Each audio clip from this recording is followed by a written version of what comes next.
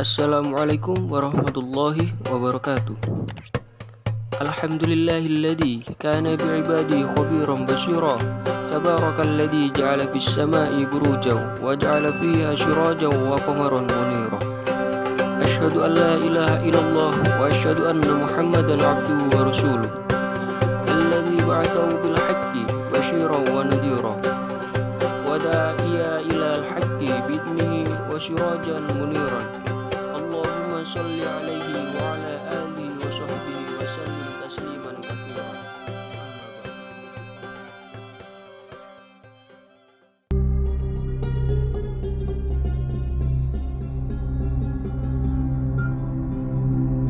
Kondisi masyarakat Arab pra-Islam. Jauh sebelum kedatangan Islam, masyarakat Arab sudah memiliki agama dan tradisi. Islam lahir dalam suasana dominasi politik dua kerajaan besar, yaitu Persia dan Bizantium. Sebagai respon atas kondisi masyarakat pada masa itu, Islam diturunkan serta berperan dalam menanamkan bentuk kepercayaan baru bagi masyarakat Arab. Pemahaman tentang kondisi politik, ekonomi, sosial, dan agama masyarakat Arab pra-Islam merupakan dasar pemahaman pembaharuan yang dibawa peradaban Islam sebagaimana dibangun oleh Nabi Muhammad SAW. Selanjutnya, saya akan menjelaskan kondisi masyarakat Arab pra-Islam menyangkut aspek politik, ekonomi, sosial, sastra, dan agama. Politik. Sebelum Islam, Jazirah Arabia dan sekitarnya didominasi oleh dua kerajaan besar, yaitu Bizantium Romawi di barat dan Sasania Persia di timur. Adapun empat kerajaan yang perlu dicatat dengan lahirnya Islam di Mekah, yaitu Hiroh, Wosan, Kindah, dan Himyar II. Kerajaan Hiroh muncul pertama kali pada abad ketiga yang berlangsung sampai beberapa generasi pada zaman Islam. Hiroh terletak di tepi sungai Eufrat, yakni di letak kota Najaf sekarang. Faktor penyebab didirikannya kerajaan Hiroh adalah antara lain keterlibatannya adidaya Persia dalam bidang ekonomi dan politik internasional. Kemudian adalah kerajaan Ghosan. Kerajaan Ghosan didirikan pada tahun 220 oleh Jafna bin Amr atas prakarsa adidaya Romawi sebagai satelit dan pengaman bagi perjalanan ekspansi perdagangannya di Jazirah Arabia. Kemudian adalah aspek ekonomi. Salah satu aspek penting perekonomian Arab pra-Islam adalah pertanian. Sekitar 2000 tahun menjelang Islam lahir, pada tahun 610, masyarakat Arab pra-Islam sudah mengenal peralatan pertanian semi-modern. Misalnya peralatan pertanian untuk menanam. Penggunaan hewan ternak seperti unta, keledai, dan sapi jantan sebagai penarik bajak dan garu serta pembawa tempat air sudah dikenal. Di samping pertanian, perdagangan adalah unsur penting dalam perekonomian masyarakat Arab pra-Islam. Mereka telah lama mengenal perdagangan bukan saja dengan sesama Arab, tetapi juga dengan non-Arab. Kemajuan perdagangan bangsa Arab pra-Islam dimungkinkan antara lain karena pertanian yang telah maju. Kemajuan tersebut ditandai dengan adanya kegiatan ekspor-impor yang mereka lakukan.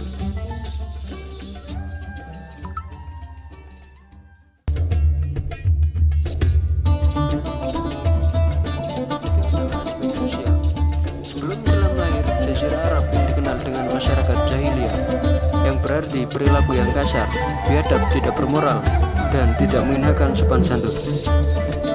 Namun, tidak semua penduduk seperti itu, karena juga sudah ada yang beradab, lemah lembut, dan sopan santun.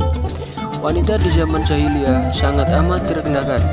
Bahkan, fungsi dan kedudukan seorang wanita hanyalah sebagai tempat pelampiasan nafsu pria tanpa ada hak asasi sama sekali.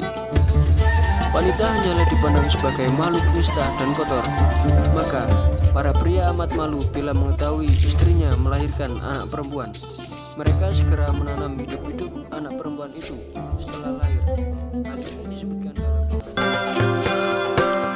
hubungan antara anggota suku dalam masyarakat Arab sangat erat. Peradaban adik terhadap saudaranya sama suku sangat mendalam, terutama terhadap saudara lelaki dan anak lelaki saudaranya. Dia rela mengorbankan jiwa, raga, dan harta demi membela kehormatan saudara atau anak saudaranya. Sesama anggota suku selalu tolong-menolong, baik dalam keadaan suka maupun duka. Jika ada denda yang muncul akibat kesalahan seorang anggota, maka yang membayar denda itu adalah seluruh anggota kabilah. Akibat tanggung jawab kolektif itu, maka pembunuhan salah seorang suku terhadap anggota suku lainnya akan menyebabkan permusuhan antara dua kabilah yang terlibat. Selanjutnya adalah aspek sastra. Kehidupan masyarakat Arab pra-Islam bisa dilihat dalam karya sastra yang merupakan produk zaman itu. Karena sastra Arab pra-Islam, sastra jahiliyah adalah cermin langsung bagi keseluruhan kehidupan bangsa Arab pra-Islam tersebut, dari hal-hal yang pribadi sampai persoalan masyarakat umum. Dalam sastra Arab ini tergambar jelas kehidupan, kemah, alam sekitar, masyarakat, budaya, dan peradaban, baik yang masih murni maupun yang telah dipengaruhi oleh bangsa asing seperti Persia, Yunani, India, atau Romawi.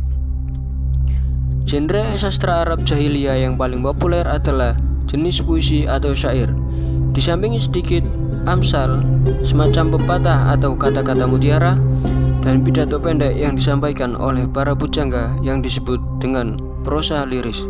Semua ini dihafal di luar kepala secara turun-temurun. Yang terakhir adalah aspek agama. Sebelum Islam lahir, di Arabia telah berkembang berbagai jenis agama, baik agama asli maupun agama yang berasal dari pengaruh wilayah lain, seperti Yahudi dan Nasrani. Namun demikian, data sejarah menunjukkan bahwa di Mekah, tempat lahirnya Islam, kedua agama tersebut tidak meninggalkan pengaruh yang cukup berarti. Masyarakat Arab mempercayai agama pagan, yakni penyembahan berhala. Di dalam Al-Quran sendiri disebutkan bahwa orang Mekah adalah penyembah berhala. Masyarakat Arab sesungguhnya telah memiliki bentuk kepercayaan asli yang bersifat sederhana. Kepercayaan itu merupakan gabungan antara kultus nenek moyang, fetishisme, totemisme, dan animisme. Pengkultusan terhadap nenek moyang itu dikenal secara umum di kalangan masyarakat Semitik. Menurut sebagian ahli, faktor yang mendorong munculnya kepercayaan tersebut antara lain kecintaan dan penghargaan terhadap para pahlawan